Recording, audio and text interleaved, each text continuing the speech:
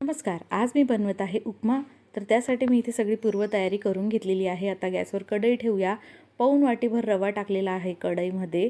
तर इथे जाड बारीक घेऊ शकता तुम्ही. इथे मी मध्यम रवा घेतलेला आहे आणि तो आपल्याला कंटिन्यू खालीवर करत असा भाजून घ्यायचा आहे. हलकासा बघा आता रंग बदलतोय, छान आता सोनेरी झाला हलकासा, की आपल्याला कढईमधून काढून घ्यायचा आणि त्याच कढईमध्ये 2-3 पळी तेल टाकायचं. अर्धा चमचा चणा डाळ, अर्धा चमचा उडदाची डाळ टाकायची. त्यानंतर मूठभर शेंगदाणे टाकायचे, छान तडकेपर्यंत परतवायचे. आता यामध्ये अर्धा चमचा मोहरी टाकायची, मोहरी पण कडकडू द्यायची. अर्धा चमचा जिरं टाकायचं, 10-12 कढीपत्त्याची पानं, 6-7 हिरव्या मिरच्या बारीक कापलेल्या टाकायच्या.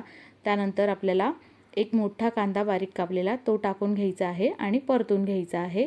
छान असा हलक्या गुलाबी रंगावर आता कांदा आपण परतून घेणार आहोत. तर इथे कांदा परतत आहोत तोपर्यंत साईडला आपण पाणी गरम करायला ठेवायचं.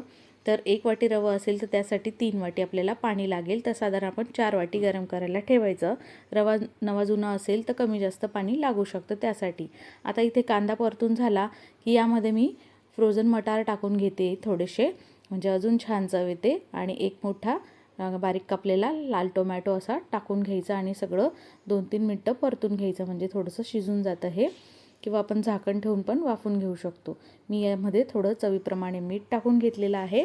आणि आता आपल्याला भाजलेला रवा टाकून घ्यायचा आहे. बारीक कापलेली कोथिंबीर टाकायची आहे. 1 मिनिट हे छान मिक्स करायचं. साईडला पाणी गरम झालेलं आहे. पाणी आपल्याला थोडं थोडं करत टाकायचं आहे. अंदाजाने आपल्याला उपमा कसा हवा आहे, थोडा पातळ की असं मस्त सुटसुटीत, त्याप्रमाणे पाणी टाकायचं. मिक्स करायचं, झाकण ठेवून एक 2-3 मिनटं वाफ काढायची. पुन्हा एकदा खालीवर करून मस्त हा शिजून घ्यायचा आहे मस्त. आणि छान असा उपमा शिजलेला आहे.